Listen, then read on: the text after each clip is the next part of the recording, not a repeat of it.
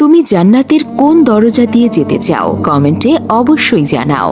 জান্নাতের 8টি দরজা আছে। প্রথম দরজা বাব আল জিকির। এই দরজা দিয়ে সেই সব মুসলমান প্রবেশ করবে যারা আল্লাহর জিকির করে। দ্বিতীয় দরজা বাব আল ইমান। এই দরজা দিয়ে সেই সব মুসলমান প্রবেশ করবে যাদের আল্লাহর উপর প্রকৃত ইমান আছে।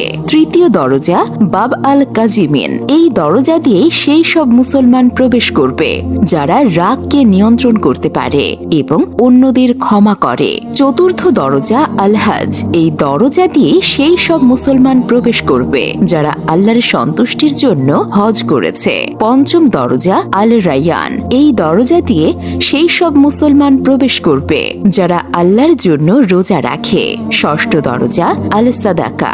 এই দরজা দিয়ে সেই সব মুসলমান প্রবেশ করবে যারা আল্লাহ তাআলার সন্তুষ্টির জন্য দান খয়রাত করে। সপ্তম দরজা আল জিহাদ। এই দরজা দিয়ে সেই সব মুসলমান প্রবেশ করবে যারা আল্লাহর রাস্তায় জিহাদ করে।